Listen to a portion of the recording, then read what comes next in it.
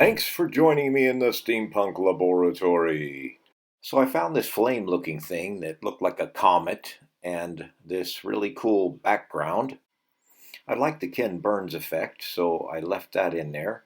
And then I started gathering the elements. The first green screen, asteroid entering from left to right, an explosion in the bottom right. And I'll show you how I did that in iMovie. So here's all those elements that we talked about. And I started by dragging the first element, the flame, into the timeline.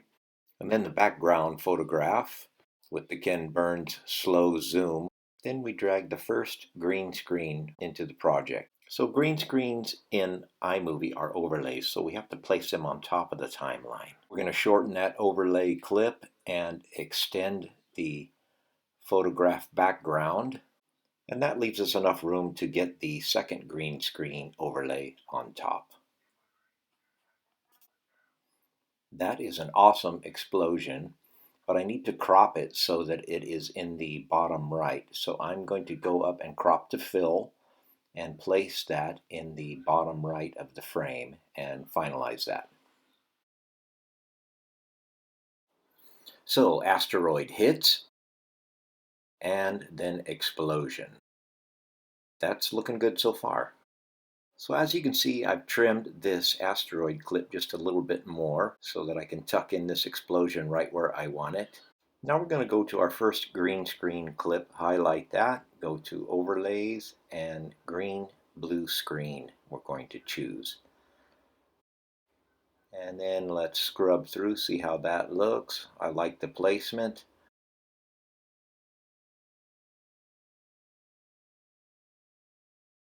And we'll do that to the next as well.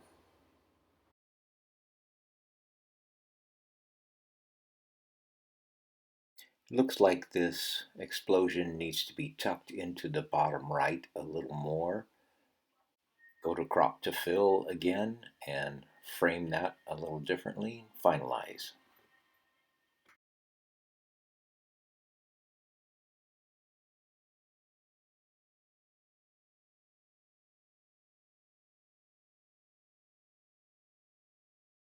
So right where this asteroid black smoke clears away, I want it to be a completely devastated background.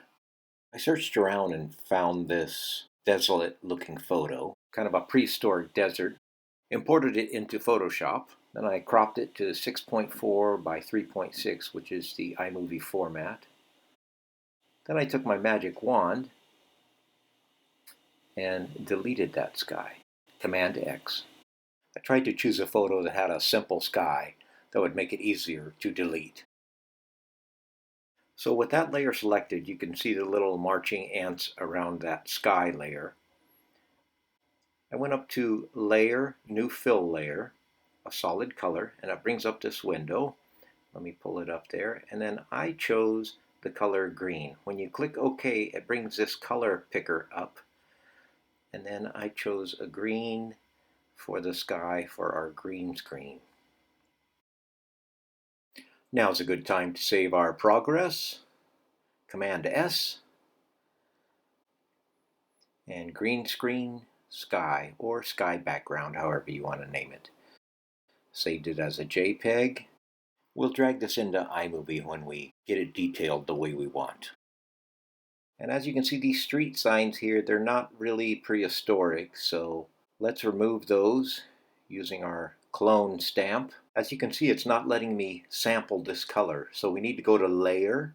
All the way down at the bottom is Flatten Image, and that way this composite photo is all one layer. And we adjust our clone stamp, sample this nearby color by pressing the Option key, start to remove anything that does not look prehistoric.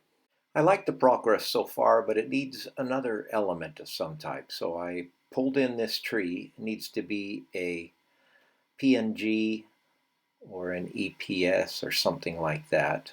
It needs to have a transparent background.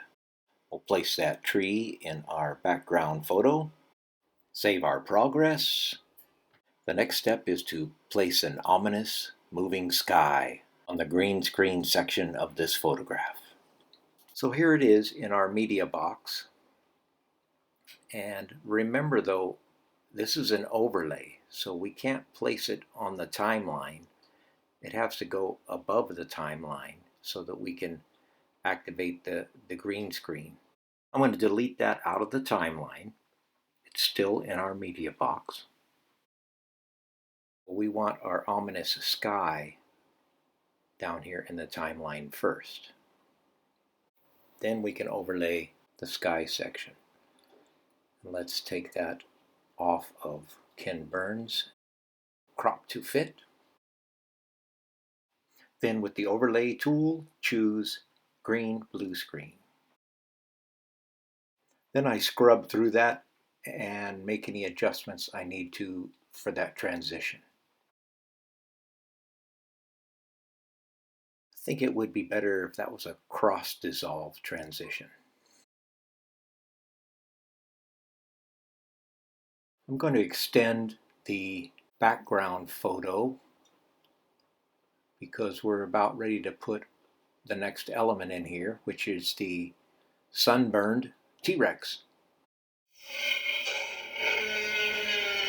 Before we add the T-Rex green screen, we're going to have to save all this as a composite.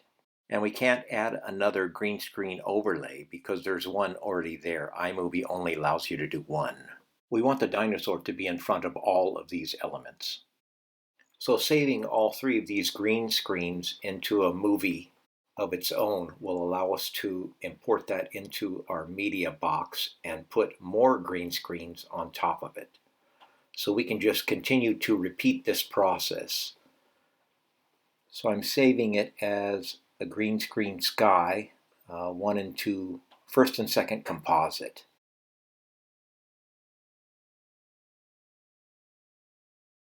As soon as that saves, start a new project.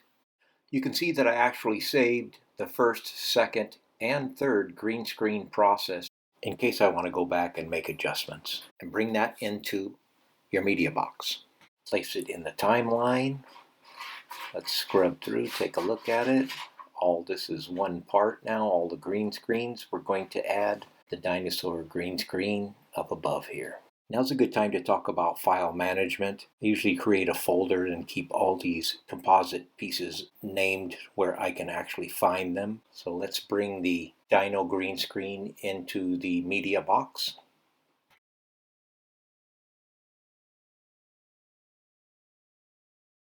Drag it into our timeline approximately where we want it.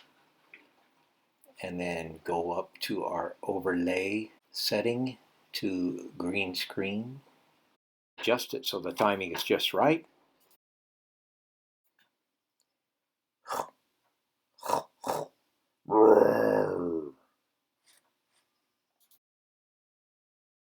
So here's what we have so far. You can start adding sound effects whenever you want. That might help the timing. Boom. I have an original music soundtrack that I created and built this video around. So the timing of the explosion goes with the music. His roar is also part of the soundtrack that I recorded from a dishwasher door. You never know what will inspire you to create a song or a video. Thump, thump, thump, thump. Now that this fourth green screen is added, we need to go up and save it as a composite also. As you can see, T-Rex's tail disappears before he's out of the frame, so some of the smoke, ashes, and embers will help to cover that. The next green screen is the pterodactyls. I wanted the smoke and fire and ashes to be in front of them. Then, of course, save them as a composite movie and then start a new movie project and continue stacking your green screens. Here's the next 4 green screens that I added using that same composite method, saving each green screen separately and creating a new movie each time in order to stack another green screen. So you can see where saving and naming your files so that you can recognize them will be very important.